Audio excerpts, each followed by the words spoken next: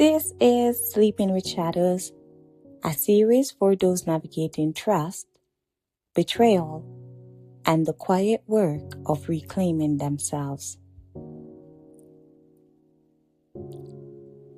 There comes a moment after betrayal when the emotional noise quiets just enough. Not because the pain is gone, but because your system has stabilized enough to ask a harder question. What now? This is the crossroads. Not the moment of decision, but the moment of discernment.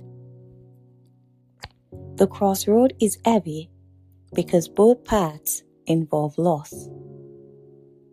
If you stay, you grieve the relationship you thought you had. If you leave, you grieve the future you imagined. And grief, even when chosen, still hurts. This is why people often rush this stage. They want certainty.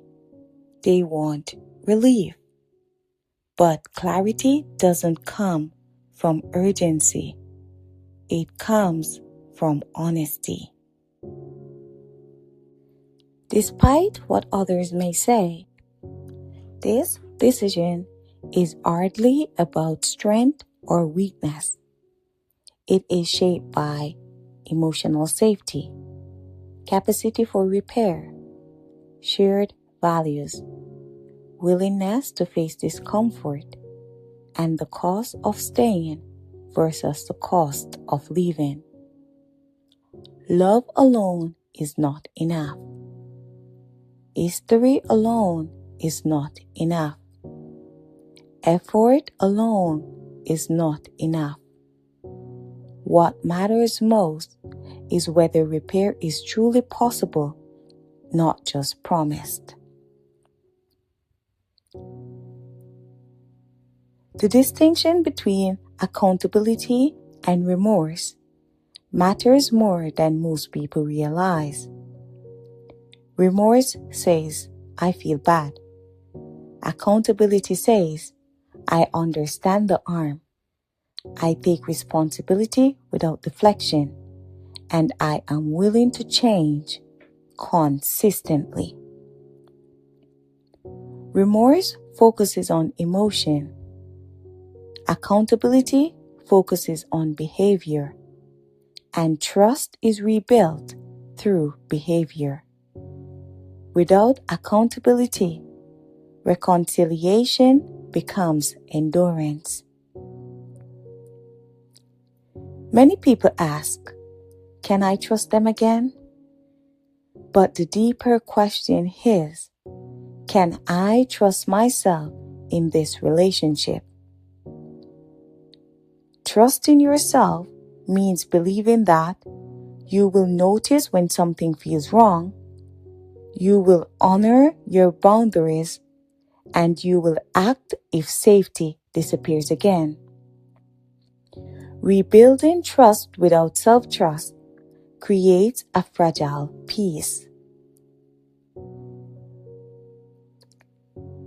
If you choose to attempt rebuilding, it is important to understand this. You are not restoring what was. You are deciding whether to build something new with someone who once broke your trust. That requires new agreements, new transparency, new expectations. And it requires grieving the relationship you lost, even if you stay. There is no reconciliation without mourning.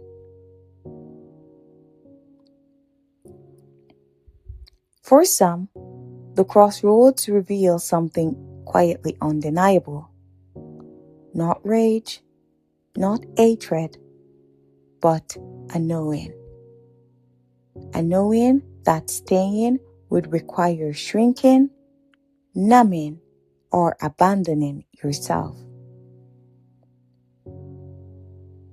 Choosing self-preservation is not choosing failure. It is choosing alignment. It is choosing to stop negotiating your worth for familiarity. And this takes courage.